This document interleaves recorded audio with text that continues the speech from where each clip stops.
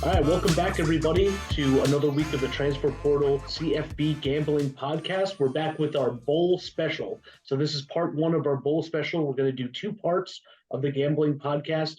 The first part, this part, is every game before Christmas. So that's the December 16th through the 24th. And the next part, which is coming out next week, is every game after Christmas. So that's the 26th all the way through the New Year's Six bowls and the playoff. So for this podcast, I'm joined like I am every other week, and we've been out a couple of weeks, so it's good to be back. But say hello, guys. It's Mike and Matt with me for the show today. Happy It has holidays, been a everybody. while. Hello. It's been a while. It's been a while. We did put our picks for the last 2 weeks, and including the conference championships. So we had our picks. We've been tracking everything. So we'll go over that before we get into our picks for this first half of the bowl week. But before we get started, this podcast is brought to you by No Context CFB and our friends at Home Field Apparel. And Home Field Apparel is a premium collegiate apparel brand based in Indianapolis, and they're committed to creating incredibly comfortable, officially licensed apparel with vintage college designs. Now, they've got a growing collection of over 150 colleges to choose from, including all of your favorite teams, and they got new colleges and new designs coming every single week to their website. And if you're new to Home Field, if it's your first time shopping at Home Field with their brand, and you're a first-time customer, use our promo code PORTAL, PORTAL, for 15% off your first order. That's promo code PORTAL, PORTAL, for 15% off your first order. Now, that link's in the description of this video in our bio. Also in our bio, all of our socials where you can find us. We have a lot of stuff coming out for bowl weeks, a lot of previews, a lot of articles being written, and a lot of coverage with all the different games going on, with all the transfers, with all the opt-outs, everything. So follow us, our website, thetransferportalcfb.com, and Twitter or X at tportalcfb. So before we get started, we got to talk about the playoff. So everything in bowl week obviously centers around the playoff. It's the last year of the 4-team playoff. And I know we're going to cover it next week in terms of our actual gambling, but we can't start a bowl podcast preview without at least covering what happened and kind of some of the fallout from that. So the top four, everyone already knows, but number one, Michigan, number two, Washington, number three, Texas, number four, Alabama. So Florida State, undefeated ACC champs, left out. So give me some thoughts, and I'll kick it over to you for the first game, Mike. But the Rose Bowl, the number one team, Michigan, from your Big Ten, going up against Alabama, who jumped Florida State, playing out in California. So give me some thoughts on the playoff and how you feel about that game. I'm really, really excited about that game. So similar style of teams going after each other. It's not your normal ground and pound Alabama that you see from the past, a little bit of a more mobile quarterback. And Michigan's defense is well above average, but they're not necessarily elite or anything like that. They haven't played a lot of teams, so their defensive numbers are fantastic. But when they played teams that were near their caliber, they gave up a few touchdowns. So I think this over-under is right about where it should be. I see this being like a 24-21 type game. I'm excited about this one. We're really going to see what both of these teams are made out of. Regarding the Florida State thing, yeah, it was the right thing to do, as crappy as it sounds.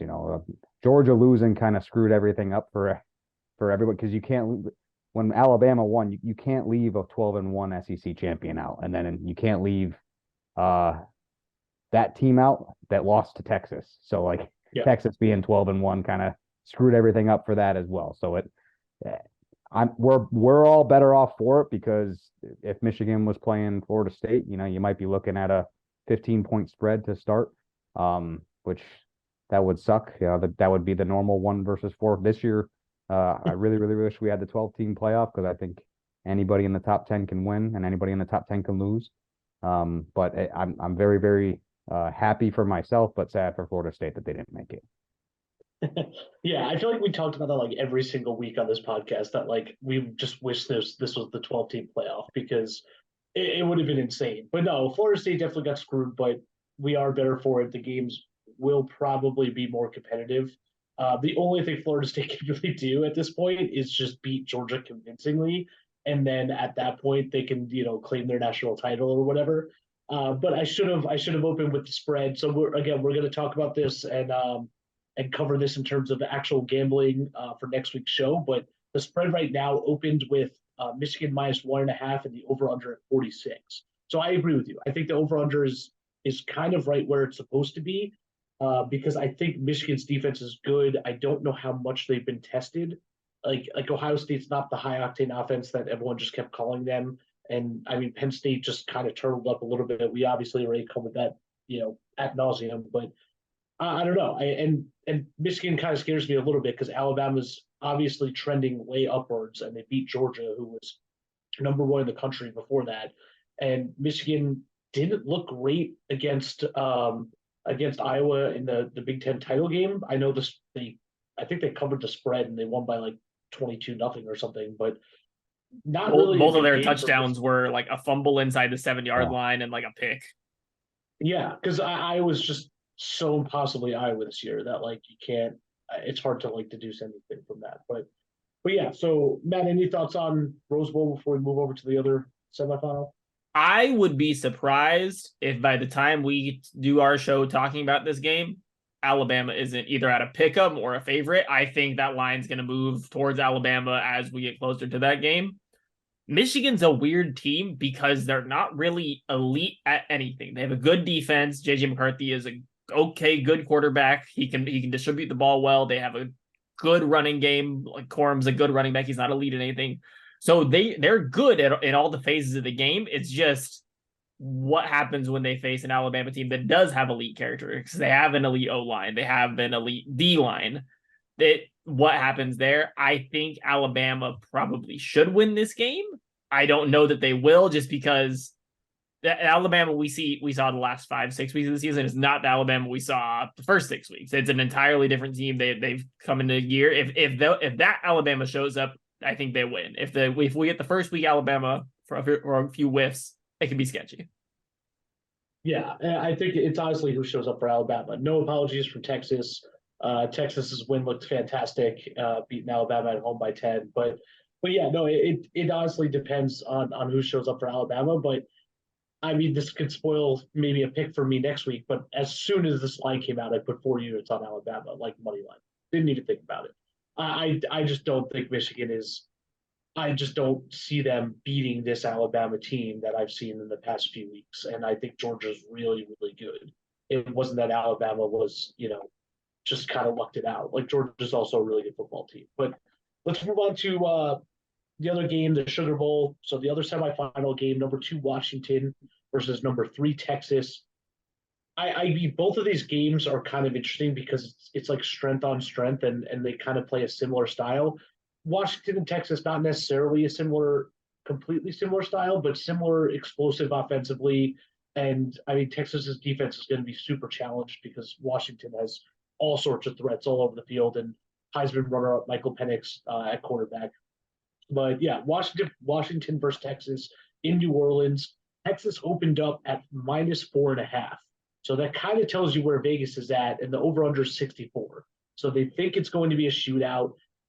But Oregon also, opened up at -9.5 against Washington, and Washington beat them fairly convincingly. So I don't really know what to make of this game, but Matt, I'll kick it over to you first. What's your feelings on the Sugar Bowl?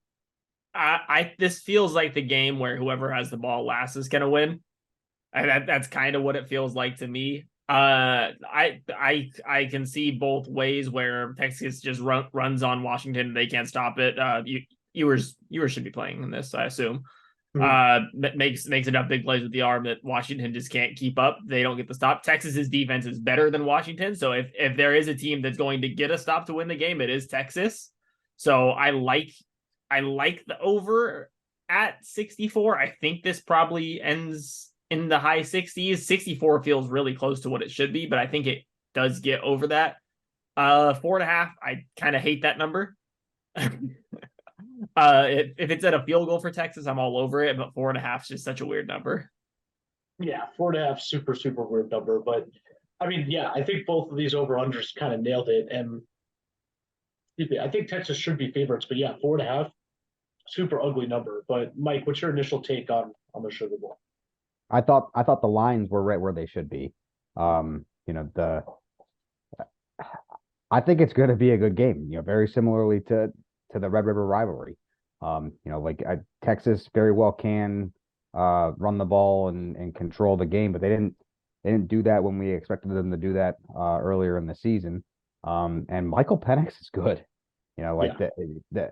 that's one thing that, you know, a lot of people, myself included, doubted this football team. He's good. And their defense, while they're not, you know, the Vita Vea Washington defense, they have some good dudes on it. That number 0 defensive end just makes plays. He's not the fastest dude in the world. He's not the biggest dude in the world, and I don't understand how he's always all around the football. And then I don't know how you say that receiver's name, Odunzie or he Duncy. that. Yeah. Oh my Yeah. God, he's always wide open. I don't. That team is good. This is going to be a lot of fun, I think. Yeah, they're super good. And I think there was a report came out like yesterday or today that it's Oduze, right? But he had like a punctured like lung or punctured rib or something. Like he had like a cracked rib, and he at like the last game of the season, and then 2 weeks later comes back in the Pac-12 title game, and he had like 130 yards or something and like 9 catches. He's an absolute monster. I mean, he's going to be a first round pick as well. So it's just, I mean, there's talent all over the field. It's going to look way different than Michigan versus Alabama, that's for sure.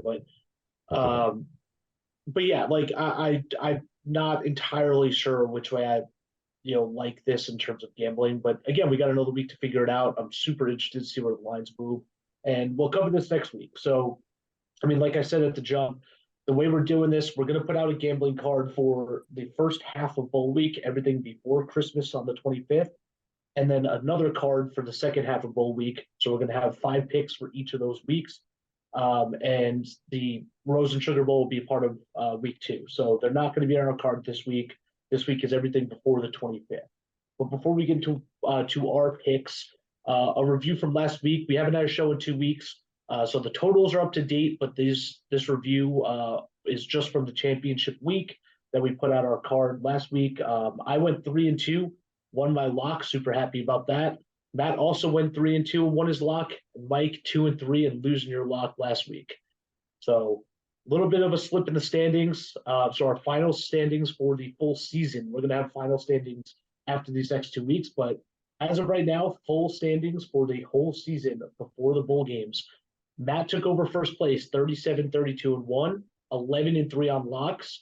Mike's in second place, 33-36-1, 7-7, an even lock on locks. And I'm sitting here in third place, 32-36-2, 2 ties, and I'm 5-8-1 on locks. And we talked about this before we went live, but I think I started 0-7-1 on locks. So don't look now, man. I'm on a little bit of a heater. So, but yeah, so those are our standings. We're going to put out, our standings. We're probably going to put out another graphic in terms of all of our bowl picks. I'm super excited to have all of us do bowl picks and pick every single game against the spread. But that's going to be different from our gambling cards. So these are the games that we like the most, and we're going to talk about the most, and we'll cover them. And I have everything up here in terms of opt-outs and transfers and stuff. So we're trying to do this as up to date as we can. We're recording this Thursday right before the games start on Saturday. And every game that we talk about definitely has an option to change or look different, but we're going to try and cover them as best we can. So let's get into our official picks. So we're going to do our 5 picks like we do every week: over, under, favorite, underdog, lock of the week.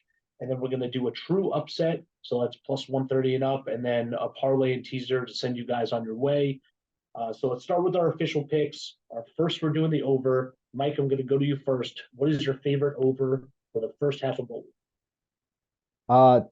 This one was a tough one, going through overs for bowl games when you see all the opt-outs and coaching changes and everything. But I stuck with Air Force versus James Madison at over 41. Both of these teams average in the 20s for points all season. I was hesitant to go for this one because JMU's defense is really good. They kind of they've been a solid like plus spread for us all season because they don't blow anybody out. They kind of get ahead and then they slow the ball down.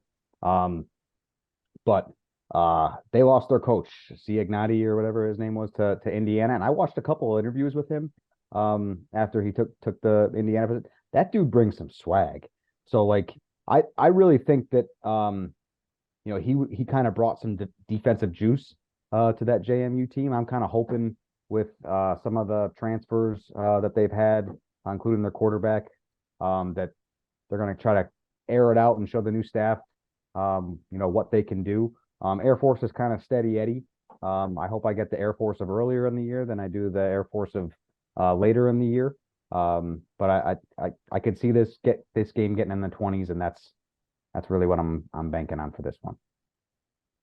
Yeah, I mean Air Force is one of the more predictable ones because you're not really getting any opt-outs or transfers, so that's a little bit more predictable. I do think JMU is going to struggle a little bit with like Air Force running the football, so I think that could potentially help with the over.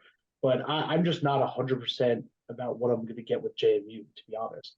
I think the Wheels, like they definitely are a little bit different of a team than when they had the undefeated swag going for them. But 41, kind of a low number, especially for a bowl game with majority of the players playing. So feels pretty good to me.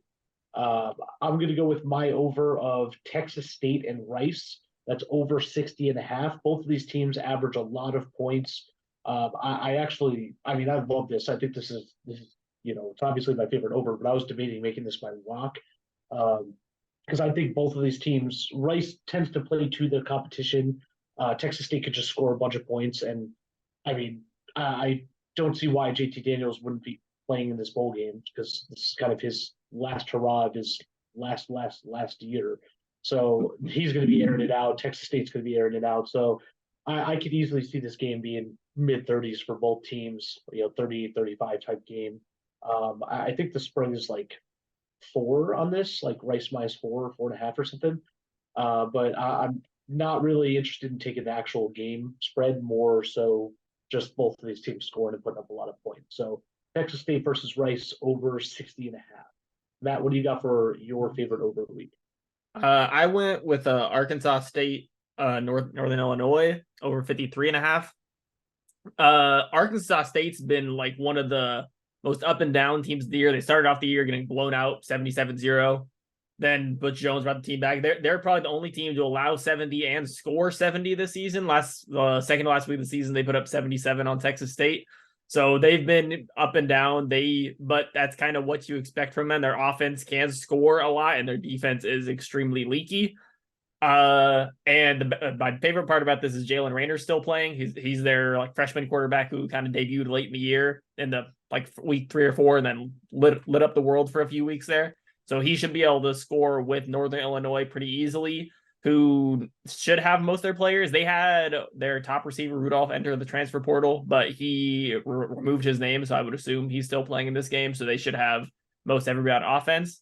Then most of the people that are missing in this game due to opt-outs are on the defensive side, so I think both starting safeties for Arkansas State opted out, and then a D lineman or two from Northern Illinois. So I think both of these teams should be able to put up points on one another. Neither defense is great, and both offenses are either good or solid. So I think they should be able to get up past 53 pretty easily. Yeah, and I don't think 53 is a super high number for them either. So I actually do like this pick a lot. I like all of our overs, to be honest. But let's move over to our unders, our favorite unders of the week. I'll go first with mine. I struggled a little bit finding an under that I really, really liked, but I went with Coastal Carolina versus San Jose State under 53.5. Not a super, super high number, but I think San Jose State, Coastal Carolina versus San Jose State under 53.5. Again, not a super, super high number, but I just don't really trust either of these offenses to put up a whole ton of points. And I think Coastal Carolina is hurting a little bit. The line is 10 points, San Jose State -10. And I think Coastal Carolina they're hurting a little bit. And they also have a lot of opt-outs on the offensive side of the ball. Their third string quarterback is going to be starting.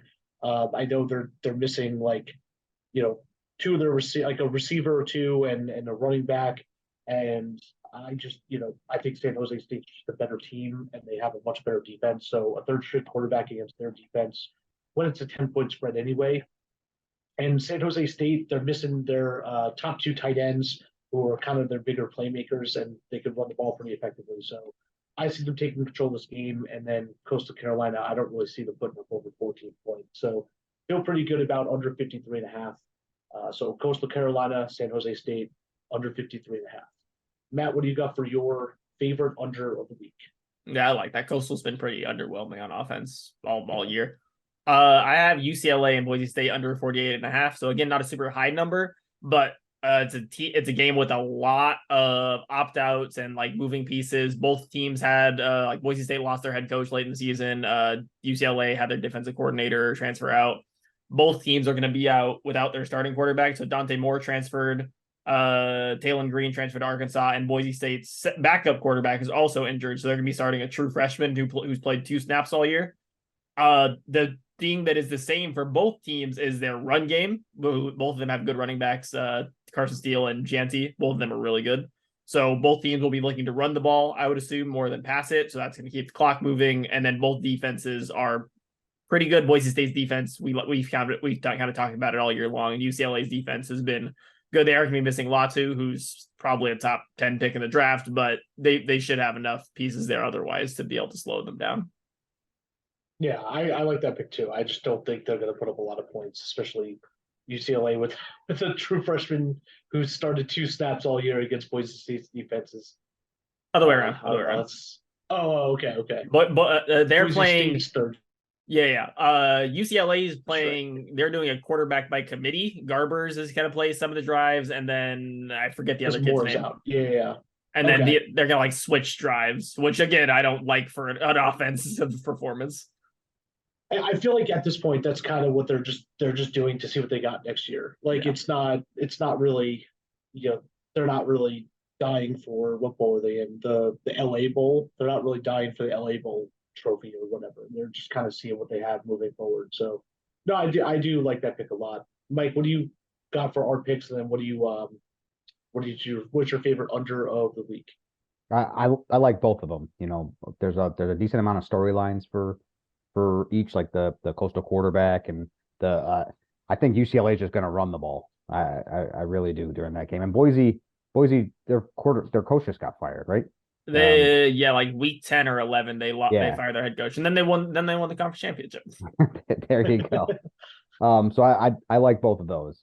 Mine, I was very surprised, to be honest with you. This was probably 10 points higher than I thought the line was going to be. So this might be a gotcha line for me, sucker line. But Syracuse versus South Florida, SFU, it's under 61.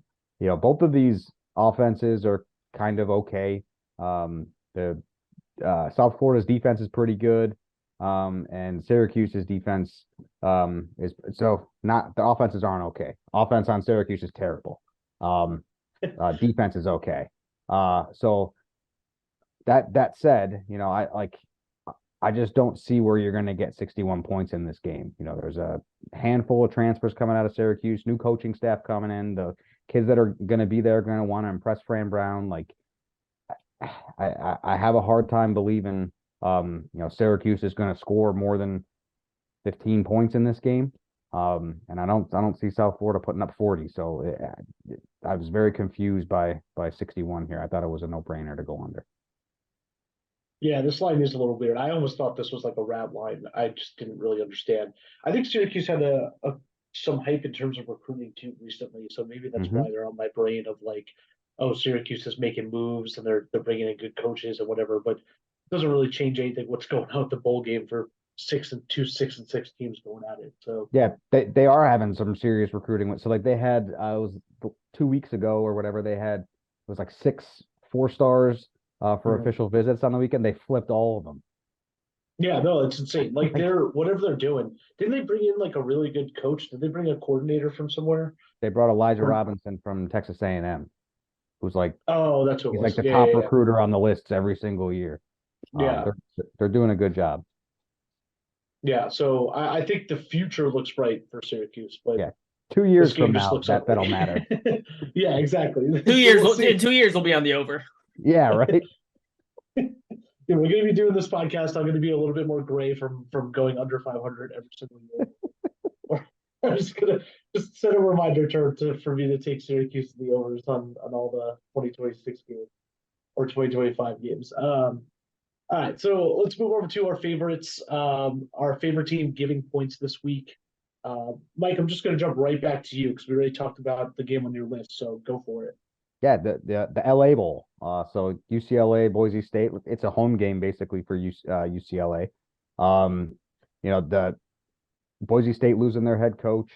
I think UCLA is just going to run the ball. I don't like Matt said. There's no quarterback on Boise State, and I I just don't see how they score on this game. I know that UCLA lost their defensive coordinator to USC crosstown rival, but I don't think that that's going to change the defensive identity for that team for a couple weeks. Him not being there, so I think you're going to still see your UCLA defense. Boise State's defense is nothing to sneeze at, but I just don't see the offense staying close against UCLA. Yeah, and they must have given him a bag because to go from $2 UCLA to million. USC, yeah, for a coordinator, that's great for a college coordinator, and moving to the Big Ten. So we'll see. But no, I do like that pick. I mean, the more I learn about some of these games, opt outs, some of these lines look better and better to me. But I'll give my favorite. I love Georgia Southern -3.5 versus Ohio. I took a second look at this game because I first saw it and I didn't really understand the line. And when I looked into it, I think this line originally opened at Ohio -2.5 or -3, and instantly with all the opt outs, just went flying the other way. I don't love 3.5, but I just like this too much to ignore it. I almost made this my lock. But Clay Helton, I have a running theory. I always go back to this, but big name coaches at small schools that just want to put up a show and eventually get another Power Five job and move back into the spotlight. Clay Helton's going to do everything he can to try to win this game and win this game convincingly. And Georgia Southern, I think the only person that they have in the transfer portal that's not going to be playing is a corner who hasn't played in a couple weeks, and they're just missing they're missing, I think, one of their main running backs. But Ohio has a whole slew of transfers that are leaving and not playing in this game. They're starting running back, they're starting wide receiver, Curtis Worth, they're starting quarterback, and then a linebacker and a couple other smaller skill positions for them. I just don't really see how Ohio scores the way they have all season, and I think that was reflected in the way this line flipped almost immediately. So I'm jumping on it before the bandwagon gets, before the train leaves the station, and I got it at 3.5. So Georgia Southern -3.5 versus Ohio, and I think that's the first game. That's the first bowl game, the Myrtle Beach Bowl at 11 a.m. on Saturday. So starting off hot, first game, just immediately betting on it. So, but anyway, Matt, what do you think about ours, and who do you got for your favorite of the week? Yeah, I like that the Georgia Southern one a lot. Ohio's just not going to have any juice in the game. And then I agree with Mike as well. I went with JMU -2.5 is what I got it at. I've seen it jump a little bit back and forth from 2.5 to 3, but 2.5 over Air Force. The main thing about this is JMU's defense has been phenomenal at stopping the run all year. They've had multiple running backs who are top 5, top 6 in the nation in the Sun Belt, and they held them to 2 or 3 yards a carry. So I think they should be able to handle Air Force pretty well. They do have a ton in the portal, but the reports are everyone in the portal should still be playing in the game. Obviously, a lot can change in the 10 days until this game, but everyone seems to be playing now. They are going to be missing Jalen Green, who got injured towards the end of the season, who led the nation in sacks despite only playing 8 or 9 games. So that's a big loss, obviously, but they were able to finish the season fairly fine with him being gone anyway. I think they should be able to shut down Air Force, who's on the downward spirals of all downward spirals. They've lost the last 4. And I don't think that's going to be turning around. If you lose to Hawaii, you should probably be losing to JMU. So I personally don't like that pick, and I'll tell you why. My first underdog, we'll dive right into underdogs, is Air Force plus 2.5 at first JMU. The main reason I picked this is because I actually don't think all those guys in the transfer portal are going to play. I know they said the report said they're going to. I think it's like 6 players on defense, like their best, 6 players, linebackers and D line, and they haven't really seen. I know they've been good at stopping the run, and assuming those players are playing, they just haven't seen a triple option like Air Force, and the fact that Air Force doesn't really have anyone in the portal. They love the same offense. They are keeping their coach. Was it Kurt Signetti? Leaving JMU to go to Indiana. I just think Air Force is going to be something they haven't seen before, and I think before this game kicks off, there's going to be a couple of people who think twice about actually playing in the game, or maybe they just limit their minutes and the coaches have to shuffle some people around. So I'm picking Air Force mostly because of that, and also mostly because I really like most of the favorites. This is my teaser for the parlay I'm going to drop later, but I love favorites this week. I have all favorites in my parlay. I had a really hard time finding an underdog to pick. So this was the best I could do in terms of like being able to explain one away and kind of convince myself to go after it. But yeah, so I'm against you on that. This is one of our first head-to-heads in a couple of weeks for the whole podcast. Yeah. So, but yeah, so Air Force plus 2.5 versus JMU. We'll see with the ball game. Oh, this is the Armed Forces Bowl. So yeah, but that's this is on the 23rd. So we got a couple of days, like you said. But I'll move over to you, Mike. Who do you got for your favorite underdog of the week? I got Marshall plus 13 against Texas San Antonio, the Roadrunners. But 13 points is a lot for a bowl game. And Marshall, I understand, had a tough go of it in the middle of the season, but they were good in the start and good to finish. Played really, really well in their bowl game last year, won by 2 scores. That I understand that UTSA's offense is pretty good, but Marshall's defense is pretty darn good as well. UTSA's defense is good, and Marshall's offense isn't so good, so Marshall's not going to put up too many points. But I'm hoping this ends up being a lower scoring game to keep 13 well within reach. Not an Iowa lower scoring game, but maybe a 30 to 20 game or something like that. Yeah, the only thing that scares me about, well, 2 things scare me about this line is Marshall's quarterback is transferring out and he's not going to be playing. So, what is it, Cole Pennington? Is that Chad Pennington's son that's playing there? Doesn't matter. Their offense stinks. That's fair. I mean, hey, if he could get any of the magic from his dad at Marshall, but no. So that's one thing that scares me about the line is their quarterback leaving, and then the other thing is Jeff Traylor, who everyone thought was going to get a super high profile job and leave UTSA, at least as of now, isn't gone yet. So report is he's staying there, and I think he's going to try to make a point of he should have been hired at one of these big schools. They talked about him with the A&M job. Like he was being talked about for a pretty high profile job. So we'll see. It is a lot of points for a bowl game. So we'll see what happens there. But yeah. So Marshall plus 13 versus UTSA. Matt, what do you think about ours? Obviously, I know what you think about Obviously, mine. hate yours. Yours stinks. What do you think about Mike's? And then what do you got for your underdog?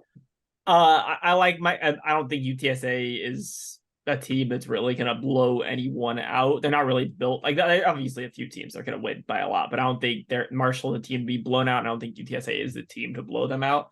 I agree with you that I didn't love a lot of the underdogs this week. The only one I really liked was Cal plus 3 at Texas Tech.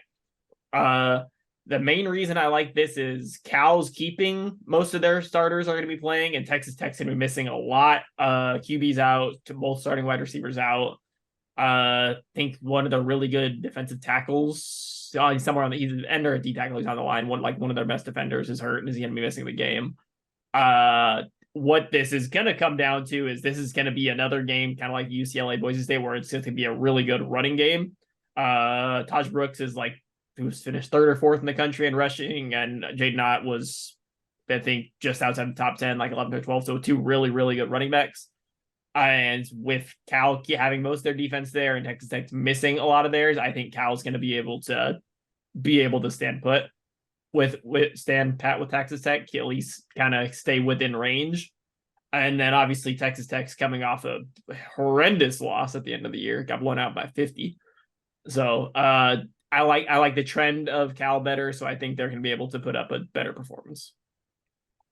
Yeah, the reports, Baron Morton should be starting for Texas Tech. He started the end of the year, but other than that, like you said, a lot of people opting out of this game for Texas Tech.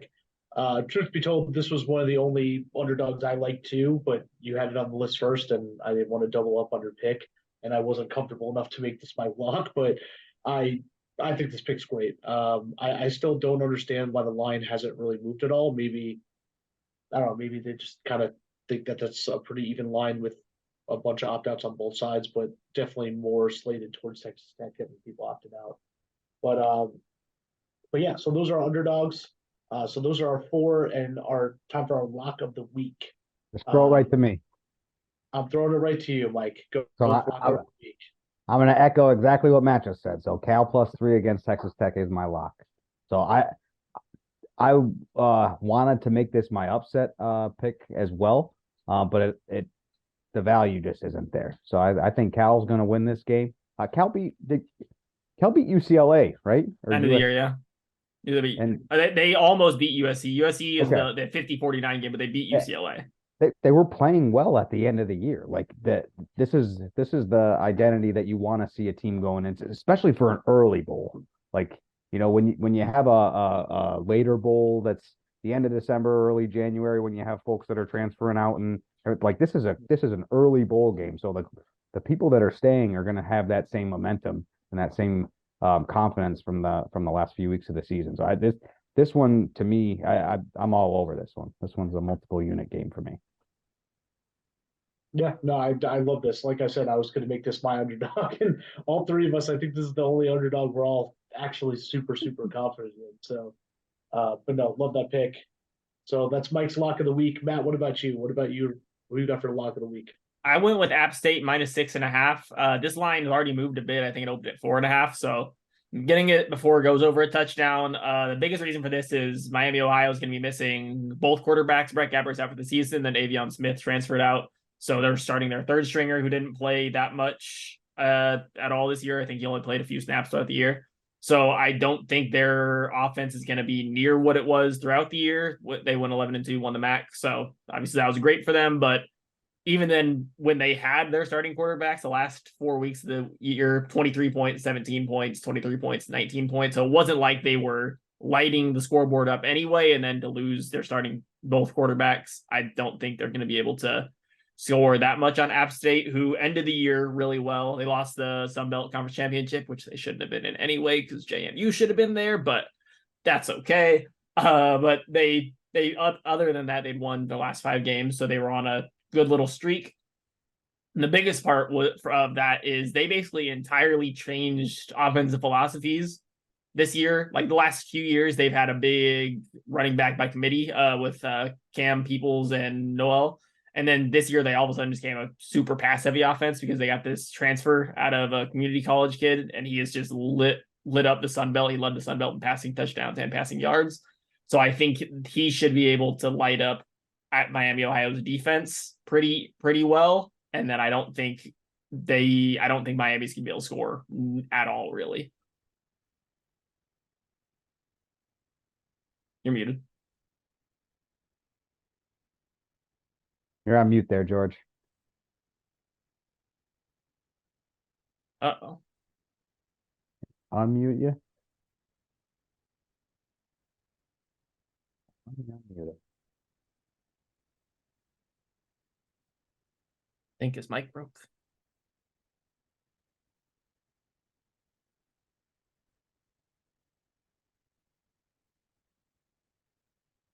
All right, am I back? There we go. All right, my computer like completely froze because I was trying to scroll for the people who are transferring out of this game. But no, don't hate the pick. I know App State's a better team. I like this under a touchdown, but I think Miami Ohio's defense is still pretty good, and I don't fully know what to like make of this game. So I yeah, you seem super confident. I think App State could probably pull this game off, and if they do, it's probably by a touchdown. So um, I like that pick. And my lock of the week is New Mexico State -3.5 versus Fresno State. Um, I love this pick. I think New Mexico State's offense is just better than Fresno State has been. Fresno State dropped their last 3 games. They haven't looked very good. They were ranked at one point and kind of fell off. I know New Mexico State dropped their last 2, but I think they played significantly better teams. One being Liberty, who just is like a force rushing the ball, and their offense is really good. So I feel pretty good about this, and I think, um, yeah, their Fresno State's head coach is stepping away. So I know it's like for health reasons, so that might be a little bit like a rallying cry for Fresno State, but I think New Mexico State with Diego Pavia coming back and being actually healthy this game, they said he's expected to start. I think this game, might move up another point or so before it actually gets played. But I wish it was at 3, but I had to take them regardless if it's anything less than a touchdown. So love New Mexico State -3.5 versus Fresno State, and it's the New Mexico Bowl. So what do you know? It's a home game for New Mexico State. All right, so those are our locks of the week. So we're going to be putting out the graphics. So all those 5 are going to be what we're tracking. And then we'll give you some plus money picks. So let's move on to our upset. I'm going to go right back to you, Matt. Give me +130 and up, an upset pick for this week. So like we talked about, I don't love any of the dogs this week. I went with Georgia Tech. That +180 is what I saw over UCF, just because I think Georgia Tech's a live dog. They've kind of had upsets all year long. They beat UNC when no one expected them to. They were pretty close against Georgia, not close, but it was a 1-score game. So they're a live dog, and UCF's just a really inconsistent team. They can blow the doors off people, but they can also lose like random games like West Virginia. So I don't love them as a favorite. So I think if there is a favorite that is like not someone I would count on to hold the lead, it is UCF. Neither team's gonna be missing very much in this game. I think most of the starters are gonna be playing. Haynes King has kind of slung it all year long, which is a shocking statement, but he's been pretty good all year. Then obviously John Reese Plumlee's electric. He's really, really good, but I just like Georgia Tech to keep it close in this one. It should be a high scoring game. The over under is at 64.5, so it's projected to be kind of a shootout, but I like Georgia Tech to keep it within a score. Yeah, I was like debating making this my it's 4.5. I was debating making this my underdog, but I can't bet against John Reese Plumlee and who's it over there? Who's the coach again? The old Auburn Malzahn, coach. right? Yeah, Malzahn. Gus Malzahn. I love, again, my big name coaches at smaller schools. Love Gus Malzahn with John Reese Plumlee doing something creative. Smaller schools, that is the national champions. There you go. Yeah, that's going to be. There might be a second team in Florida claiming national champions soon for an undefeated season. But no, I just like this game is so weird because this is another like whoever has the ball last might just kind of pull it out and win. I know 4.5 is not a great line to get UCF at, but I didn't feel confident enough to take UCF, and I don't really feel confident enough in Georgia Tech. But +180 is pretty good value for what's a glorified pick'em game for this. Like, let's be real. But yeah, so my upset, true upset, I'm going against Matt's lock, which historically is not really a smart thing to do, but I didn't really like any other underdogs, and the value here just seemed like a lot. But Miami, Ohio, +200 against App State. I don't love this in terms of the actual like +6.5. If it's like 7.5, then maybe I would switch over to making this my underdog pick. But if this is below a touchdown, I think Miami Ohio's defense is good enough to at least keep them in the game. And I don't fully trust App State in terms of like being able to put anyone away. And just looking at what's in the transfer portal, the Miami Ohio is losing, like, their it looks like their quarterback who split some time is headed out, and then their top quarterback, but uh Appalachian State's missing a couple of their skill positions on the outside, a couple of receivers, a running back, and then one of their like main edge rushers. So I'm not really sure, that they're going to be able to pressure Miami, Ohio, and shut them down, or put this game fully out of reach. So if this stays within the touchdown, I think there's a potential chance for an upset, and plus 200 is just good enough value for me to sprinkle. So my upset is Miami, Ohio plus 200 versus App State. Mike, what do you think about ours, and what do you got? Well, I don't like yours because it's in my my parlay teaser. Georgia Tech has been kind of a darling underdog all year. But again, like you said, that John Reese Plumlee, like He's a monster. yeah, he is. He's very good. I went with a value pick. Like you guys said, the dogs in this week weren't great. I wasn't gonna triple down and go with Cal. I think they were only plus 125 or something like that anyway. But I went Duke plus 260 against Troy. So that when I saw that value, I was like, I could see a scenario where they win this game. So both coaching staffs are turned over. A lot of Mike Elko's folks stayed with Duke though. So that's kind of what I'm banking on, like some sort of rallying cry for this team. I think this is going to kind of be a rock fight. Both of these defenses are pretty darn good. Duke's the worry I have is Duke has a decent amount of transfers in there. That defensive tackle, his name is escaping me, but he's very, very good run stuffer. He's like 310 pounds or whatever. Oh my God, the quarterback is escaping me too. Riley. Riley Leonard to Notre Dame, shocker. But Troy, where'd their coach go? Tulane? He Sounds went right. to Tulane. Okay. John Summerall. Yeah, so like there's coaching turnover on both sides. It could be chaos. So like for plus 260, when I'm predicting a rock fight anyway, I thought that's worth a sprinkle. Yeah, what scares me is like Troy's defense has just been really good, and they're only losing like one linebacker in this game, and I don't know. Like I get it that plus 260 definitely like a value play, but this line's 7.5. I wouldn't take Troy at minus 7.5 here because over a touchdown kind of freaks me out. But it just there's so many people for Duke in the transfer portal, and after Mike Elko left, it's cautionary tale. Troy has played one Power 4 or 5 opponent this year, and it was early in the year against Kansas State, which didn't have an identity yet or anything like that. And Kansas State put up 42 on them.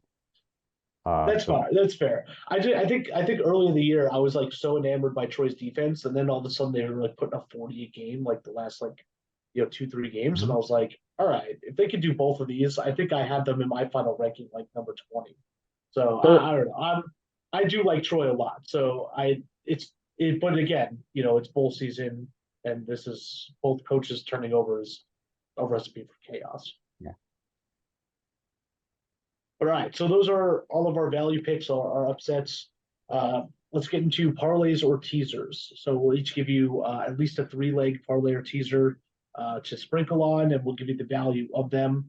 I'll just start off right off with mine. I already hinted at it that I just love favorites this week, so I'm doing 3 favorites just straight up parlayed together. Normally this is my 595 special, but I think one of them is like minus 112 or something. So it kind of knocks it down a little bit. So it's plus 575, but I got Georgia Southern versus Georgia Southern minus 3.5 versus Ohio. Love that pick. That was my favorite. New Mexico State minus 3.5 versus Fresno State, which was my my lock of the week. And then the last one, Jacksonville State minus 2.5 against Louisiana. I think Jacksonville State, they're playing super hungry. They're a really good football team. And I mean, they needed a couple things to bounce their way to even get into a bowl. So I don't think they're taking this lightly. And getting that under a field goal, I absolutely love. So all 3 of those parlayed together, plus 575. Yeah, I love all the favorites. And it also helps that all 3 of those are playing on Saturday. So that's the 16th, the first day of bowl season. you'll know right away if it's going to be a good bowl season or not. Sprinkling on plus 575. But Mike, I'll come over to you. What is your parlay or teaser of the week? So mine is the versus no quarterback money line parlay. So each one of these teams are playing a team basically without a quarterback. And we've talked about all of them so far. So Georgia Southern over Ohio, then App State over Miami of Ohio, and then UCLA over Boise State. You couple those three money lines together, that'll get you plus 248. It's almost free money. Almost free money line against teams without a quarterback, and 2.5 times your free money. So love that. But Matt, what do you got for your parlay or teaser of the week? I went with the teaser again, like I've been doing most of the year, but I'm doing a day-by-day teaser, so one pick for each day of the games we're doing. So the first day, Cal +9 versus Texas Tech, had them as my lock, so I liked it at +9. Second day, Old Dominion +4 versus Western Kentucky. Austin Reed's going to be out for this game. Western Kentucky's starting quarterback, so I think Old Dominion has a pretty decent shot of pulling off a win there. UTSA -6.5 versus Marshall. Kind of threading the needle, Mike. So we need a somewhere between 7 and 13 point victory. Going off Mike's under, South Florida versus Syracuse under 67.5. I just don't see any way these two teams get up over 67. Georgia Tech +10.5 versus UCF. I think that's probably whoever scores last game. So I like getting that over a touchdown. And then Troy -2.5 versus Duke. I just think Duke's losing too much in the portal to really stay competitive in this game, and Troy's keeping a lot, along with Kamani Vidal, who's I think is a monster. He's a really good running back. So all those at 6 picks, 6 points each, plus 700. Yes, 6 picks during bowl season for a teaser. What could go wrong for picking a game every single day? I feel like that's like what I love to do. When I just I want to track games, I throw like $1 or $2 on like a super big like teaser or parlay, and I'm like, oh, I could just like follow on the scores here for each of these. But damn, plus 700 though. Every single pick that you have though is basically aligned, except for maybe the Marshall one, like with what we've been talking about and what we all like on all these. So I do love the teaser. I actually might sprinkle on that anyway. But all right, so those are all of our picks and our plus money picks. Any additional picks to throw out or any other thoughts for the first half of bowl week? Michael, go to you first. We'll go around the room and then we'll wrap it up. No, I would pay attention to the who's entering the transfer portal, popping out, things like that. If you can stay ahead, a lot of times the books are slow this time of year, especially for these earlier games. You might be able to get we talked about the App State line move so much, like you might be able to get ahead on some things. So if you're on Twitter and then you see, hey, let's say John Reese Plumlee opts out for UCF, you might be able to get ahead on a lot of stuff. So that's I don't have any additional picks to throw out, but that's my only advice. Yeah, John Reese Plumlee opts out for the Major League Baseball draft. All right, cool. Yeah. Let me sprinkle on Georgia Tech. My only additional pick, I didn't want to take this because the line was too high. I think it's 13.5, if I remember correctly. But South Alabama, I love South Alabama's offense. I think they're a super good football team. They're missing a few people on defense and their star running back, and I think they lost their left tackle in like the last game of the season. But they're going up against Eastern Michigan. They're significant favorites, and Eastern Michigan does have a couple opt-outs, themselves anyway. They got like 2 people on the line and their quarterback opting out. So I do love South Alabama. I think that's a really, really good pick. I think it's again minus 13.5. I wouldn't take it over 2 touchdowns, but yeah, I just I like a lot of these smaller lines a lot better in terms of being able to parlay some of this together and give some picks. But that's my only pick, and then. Yeah, like Mike said, just keeping track. There's trackers in terms of people entering the portal, people moving. Obviously, most of the coaches have already made moves, but early on in bowl season is definitely there's some like arbitrage money to be made if you're kind of paying attention and stuff like that. So love this time of year. It's the most wonderful time of the year, and I honestly can't wait to get back for the second half. But Matt, what do you got for additional picks and thoughts for first half of bowl week? Yeah, mine was the same as yours. It's at 16.5 now. So honestly, it's a little too rich for my blood, but Eastern Michigan's been a pretty poor team over the last half of the year.